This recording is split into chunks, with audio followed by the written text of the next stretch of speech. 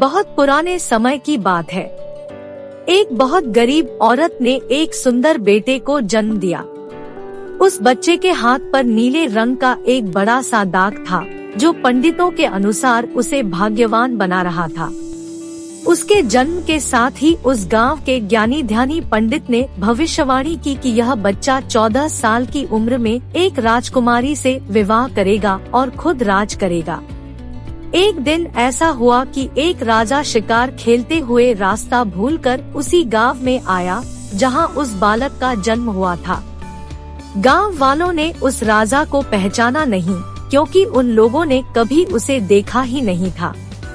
गांव के एक बूढ़े ने बातों बातों में राजा को बताया कि कुछ दिनों पहले उनके गांव में एक ऐसा बच्चा पैदा हुआ है जो 14 साल की अवस्था में इस राज्य के राजा की लड़की से विवाह करेगा। राजा को यह बात सुनकर बहुत गुस्सा आया, क्योंकि कुछ दिन पहले उसके घर में एक बेटी का जन्म हुआ था। राजा वैसे भी बहुत ही घमंडी और कठोर हृदय का व्यक्ति था। राजा ने सोचा कि क्यों न मैं उस गरीब औरत को कुछ धन देकर इसका बच्चा इससे ले लूं और इसका काम तमाम कर दें, तो न ही यह भाग्यवान बच्चा रहेगा और न ही मेरी राजकुमारी से विवाह कर पाएगा। वह गांव के उस बूढ़े से बोला, बाबा, तुम मुझे उस औरत के पास ले चलो। वो उस बच्चे को ठीक ढंग से नहीं पाल पाएगी। मैं उस बच्चे को अच्छे ढंग से पालकर बड़ा करूँगा। बूढ़ा उस राजा को उस भाग्यवान बच्चे की माँ के पास ले गया। राजा ने उससे अपना बच्चा देने की विनती की और बोला, तुम बहुत गरीब हो, इस बच्चे को कैसे पाल सकोगी? ये बच्चा मुझे दे दो, मैं इसे बहुत अच्छी तरह पालूंगा। वह गरीब औरत उसे अपना बच्चा देने से इनकार करती रही। तब राजा ने उसे बहुत सा धन दिया और बोला, इस धन से तुम अपना पेट पालना और जब ये तुम्हारा भाग्यवान बेटा बड़ा हो जाएगा तो खुद ही तुम्हारे पास आ जाएगा। गरीब माँ ने सोचा, चूँकि यह बहुत ही भाग्यशाली बच्चा है, इसीलिए यह अमीर आदमी इसे लेने मेरे घर आ पहुँचा है। शायद यही ईश्वर की इच्छा है।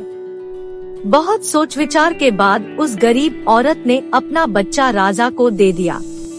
राजा ने उस बच्चे के लिए एक लकड़ी का संदूक खरीदा और उस संदूक में डालकर बहते हुए पानी में छोड़ दिया। उसने सोचा कि दम घुटने से बच्चा इस संदूक के अंदर ही मर जाएगा। वह यह सोचकर मन ही मन बहुत खुश हो रहा था कि उसने अपनी प्यारी सी बेटी को उस अनचाहे पति से बचा लिया। मारने वाले से बचाने वाला बड़ा होता है। यही उस बच्चे के साथ भी हुआ। वह लकड़ी का संदूक बहते बहते एक पंचक्की में जाकर अटक गया।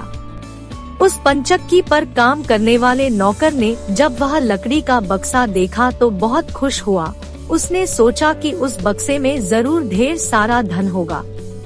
उसने पानी में घुसकर इस संदूक को बाहर निकाला। जब उसने संदूक को खोला तो देखा कि गंदे से कपड़े पहने एक बच्चा उसमें सो रहा था। नौकर ने सोचा कि यह बच्चा मेरे किस काम का, क्यों न मैं इस बच्चे को पंचक्की के मालिक के पास ले जाऊं। वह जरूर इसे अपने पास रख लेगा, क्योंकि उसका अपना कोई बच्चा नहीं है। ऐसा सोचकर वह नौकर उस बच्चे को अपने मालिक के पास ले गया। पंचक्की का मालिक उस बच्चे को देखकर बहुत खुश हुआ। उसने सोचा कि शायद ईश्वर ने उसकी पत्नी की प्रार्थना सुन ली और इस बच्चे को उसके पास भेज दिया। उन दोनों पति पत्नी ने बड़े प्यार और लगन से उस बच्चे को पालना शुरू किया। जैसे जैसे वह बच्चा बड़ा होता गया, उसके चेहरे पर तेज आता गया। उसे कोई भी देखता तो देखता ही रह जाता। एक दिन एक घटना ऐसी घटी जिसने उस बच्चे के जन्म के समय की भविष्यवाणी को सच्चा सिद्ध कर दिया। राजा किसी काम से उसी रास्ते से बाहर जा रहा था जिस रास्ते पर वह पंचक्की थी। रास्ते में अचानक बहुत बड़ा तूफान आ गया तो राजा को उसी पंचक्की के पास रुकना पड़ा। राजा ने उस सुंदर से युवक को खेलते हुए देखा तो उस पंचक्की के मालिक से पूछा, क्या ये तुम्हारा बेटा है? ये तो बहुत ही सुंदर है। यह मेरा बेटा ही है, क्योंकि हमने ही इसे पाल पोस कर बड़ा किया है। आज से करीब 14 साल पहले ये बच्चा हमें एक लकड़ी के संदूक में मिला था। राजा को पुरानी बातें एकदम ताजा हो गई। उसे चक्की के मालिक की बात सुनकर बहुत आश्चर्य हुआ कि वह बच्चा, जिसे वह अब तक मरा हुआ समझ रहा था, अभी तक जिंदा है। उसने उस लड़के को खत्म करने की तरकीब फिर सोची। वह पंचक्की के मालिक से बोला, क्या आप इस लड़के को मेरा एक काम करने की आज्ञा दे सकते हैं? मैं रानी के पास एक पत्र भिजवाना चाहता हूँ। ये पत्र बहुत ही जरूरी है। मैं इस काम के लिए इसे सोने के 2 सिक्के दूंगा। लड़के ने फौरन हाँ कर दी और चक्की का मालिक भी उसे भेजने के लिए तैयार हो गया। राजा ने झट से अपनी रानी को एक पत्र लिखा।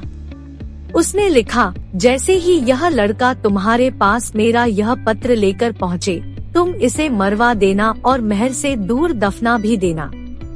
यह सब कुछ मेरे वापस आने से पहले हो जाना चाहिए। इतना लिखने के बाद उसने मुहरबंद वह पत्र उस लड़के को दे दिया। लड़का उस पत्र को लेकर राजमहल की ओर चल दिया। वह आज तक अपने घर से कहीं बहुत दूर नहीं गया था।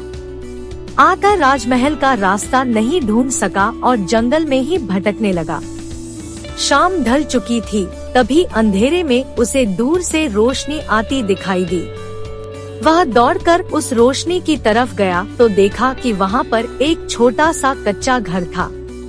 जब वह उस घर में घुसा तो उसने देखा कि एक बूढ़ी औरत आग जलाए बिल्कुल अकेली बैठी है। वह औरत उस लड़के को अपने सामने देखकर डर गई। बेटा, तू कहाँ से आ रहा है और तुझे कहाँ जाना है? मैं पास के गांव की पंचक्की से आ रहा हूँ और रानी माँ को यह खत देने जा रहा हूँ, पर मैं इस जंगल में अपना रास्ता भूल गया हूँ। रास्ता ढूंढते ढूंढते शाम हो गई। अंधेरे में मुझे यही घर दिखाई दिया, इसलिए मैं रात गुजारने के लिए यहाँ आ गया। उस बूढ़ी औरत को उस लड़के पर बहुत दया आई, क्योंकि वह डाकुओं के ठहरने की जगह थी और वह बूढ़ी औरत उन डाकुओं की नौकरानी थी। उसे डर था कि अगर डाकुओं ने उसे देख लिया तो उसे मार डालेंगे। लड़के को यह जानकर पहले तो कुछ डर लगा कि वह डाकुओं के घर में घुस गया है, पर अंधेरे में कहीं और जाना भी आसान काम नहीं था और दिन भर चलते रहने के कारण वह बहुत थक चुका था, सो उसे बहुत जोरों की नींद आ रही थी। वह उस बुढ़िया के कहने पर घर के एक कोने में चुपचाप जमीन पर सो गया। आधी रात के बाद जब डाकू उस घर में आए तो किसी और को अपने घर में सोता देखकर अपनी नौकरानी पर बहुत गुस्सा करने लगे। बूढ़ी नौकरानी ने उन्हें सारी बात बता दी और वह चिट्ठी भी डाकुओं के सरदार के हाथ पर रख दी जो उस लड़के ने उसे दिखाई थी। राजा की मोहर देखकर उन डाकुओं को उस चिट्ठी पर कुछ शक हुआ। सरदार ने बड़ी सावधानी से उस चिट्ठी को खोलकर पढ़ा तो सोते हुए उस लड़के पर उसे बहुत तरस आया। उसने उस चिट्ठी को फाड़ दिया और एक दूसरी चिट्ठी उसमें रख दी। उस चिट्ठी में लिखा था, जैसे ही यह लड़का राजमहल में पहुँचे, तुम इस लड़के से अपनी राजकुमारी का विवाह कर देना। यह काम मेरे वापस आने से पहले ही पूरा हो जाना चाहिए। यह खत उन्होंने उस लड़के के सामने रख दिया और सुबह होने से पहले ही डाकू वहां से चले गए। सुबह जब वह लड़का सोकर उठा तो उस बूढ़ी ने उसे कुछ जलपान कराया। फिर वह लड़का राजमहल की ओर चल पड़ा। राजमहल पहुंचकर उसने वह खत रानी माँ तक पहुंचा दिया। रानी ने जब खत पढ़ा तो उसे बड़ा आश्चर्य हुआ कि राजा ने यह कैसी आज्ञा दी है। एक अनजान लड़के से वह अपनी राजकुमारी का विवाह कर दे। खत पर राजा की मोहर लगी हुई थी। आखिर यह कोई धोखा भी नहीं हो सकता। राजा के वापस आने से पहले ही उसे अपनी बेटी का विवाह इस लड़के से करना था। रानी ने लड़के को अपने पास बुलवाया। उसका भोला भाला और सुंदर चेहरा उसे बहुत पसंद आया और उसने अगले ही दिन उससे अपनी बेटी का विवाह कर दिया। लड़का राजकुमारी के साथ सुख से उस महल में ही रहने लगा। कुछ महीनों बाद राजा वापस अपने राजमहल में आया तो उस लड़के के बारे में जानने के लिए बहुत उत्सुक था। पर उसे जब यह पता लगा कि रानी ने राजकुमारी का विवाह उसी लड़के से करवा दिया है तो उसे बहुत गुस्सा आया। जिस बात को वह नहीं होने देना चाहता था उसकी पत्नी ने वैसा ही कर दिया। उसने अपनी पत्नी से वह खत मांगा। राजा ने उसमें उस लड़के से राजकुमारी के विवाह की बात लिखी देखकर हतप्रभ रह गया। उसे लड़के पर शक हुआ कि वह पढ़ा लिखा है, जरूर रास्ते में खत बदल दिया होगा। उसने लड़के को अपने पास बुलवाया और उसे सच्चाई बताने की आज्ञा दी। लड़का बोला, हे राजन, मुझे कुछ नहीं पता कि इस खत में आपने क्या लिखा था, क्योंकि मैं तो इसे ऐसा ही लेकर आ गया।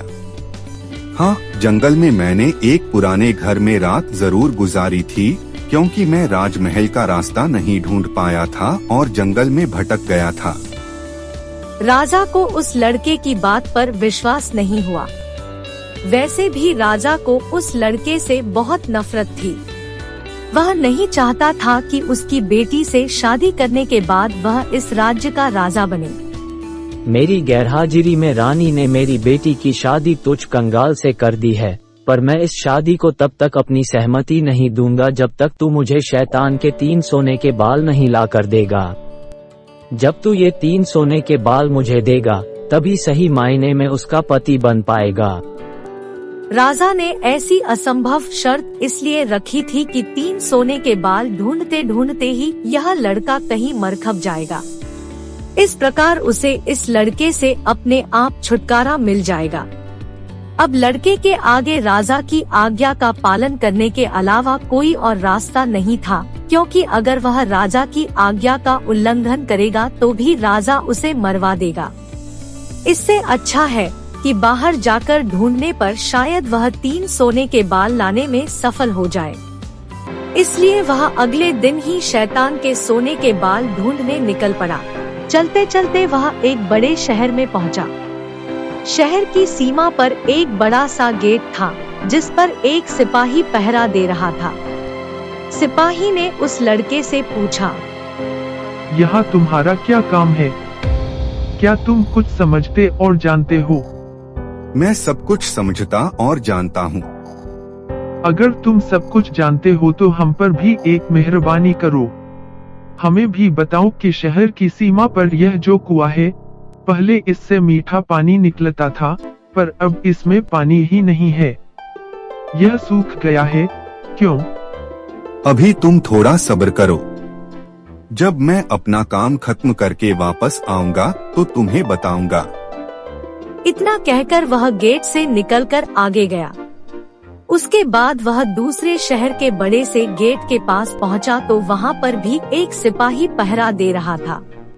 उस सिपाही ने भी उस लड़के से पहले वाले सिपाही जैसा सवाल पूछा तो लड़के ने उसे भी वही जवाब दिया। अगर तुम सब कुछ समझते और जानते हो तो कृपा करके मुझे इतना बताओ कि इस शहर की सीमा पर जो सेब का पेड़ लगा है, उसमें पहले सोने के सेब लगते थे, पर अब ये पूरी तरह सूख गया है। अब इसमें पत्तियां भी नहीं लगती। ऐसा क्यों? थोड़ा इंतजार करो। अपना काम पूरा करके आने पर मैं इसका जवाब तुम्हें बताऊंगा। इतना कहकर वह आगे चल दिया और चलते चलते तीसरे शहर की सीमा पर पहुंचा तो वहां पर एक बड़ी सी नदी थी, जिसमें एक छोटी सी नाव थी और एक नाविक उस पर बैठा था। नाविक ने उससे पूछा, तुम यहाँ क्यों आए हो और यहाँ के बारे में क्या समझते और जानते हो? मैं सब कुछ समझता और जानता हूँ। अगर तुम सब कुछ समझते और जानते हो तो कृपा करके मुझे बताओ कि आने जाने के इस काम से मुझे छुटकारा कैसे मिलेगा? इस सवाल का जवाब मेरे वापस आने पर तुम्हें जरूर मिलेगा, पर पहले तुम मुझे नदी पार करवा दो। नाविक ने उसे अपनी नाव पर बैठाकर दूसरे किनारे पर छोड़ दिया। जैसे ही वह नदी के दूसरे किनारे पर गया, उसे वहाँ कच्चा सा रास्ता दिखाई दिया। वह उसी रास्ते पर चल पड़ा। काफी दूर पहुँचने पर उसे एक बूढ़ी औरत आंगन में बैठी हुई दिखाई पड़ी। जैसे ही उसने उस घर में प्रवेश किया तो उस बूढ़ी औरत ने उससे पूछा, अरे बच्चे, तू कौन है और यहाँ पर क्यों आया है? तुझे पता नहीं कि यहाँ पर शैतान रहता है? मैं ठीक जगह पर आ गया हूँ। अब तुम मेरी सहायता करो। मुझे शैतान के सिर के 3 सोने के बाल चाहिए, नहीं तो मुझे मेरी पत्नी वापस नहीं मिलेगी। बेटा, ये तो तेरी बहुत बड़ी मांग है। इसे पूरा करना इतना आसान नहीं है। जब शैतान घर वापस आकर तुझे यहाँ देखेगा तो कच्चा ही चबा जाएगा। इसलिए मुझे ही तेरी रक्षा करनी पड़ेगी। बूढ़ी माँ, मुझे आपसे 3 सवालों के जवाब भी पूछने हैं। पहला सवाल है, एक कुआं जिसमें से पहले शरबत की तरह मीठा पानी निकलता था, आजकल क्यों सूख गया है? दूसरा सवाल है कि एक सेब का पेड़ जिस पर पहले सोने के सेब लगते थे, अब उस पर पत्ते भी नहीं लगते, वह पेड़ क्यों सूख गया है? तीसरा सवाल है कि एक नाविक को क्यों हमेशा इधर से उधर जाना पड़ता है, उसे इससे छुटकारा क्यों नहीं मिलता? ये तीनों बड़े कठिन सवाल हैं। इन सवालों के जवाब भी हमें शैतान से ही मिल सकते हैं।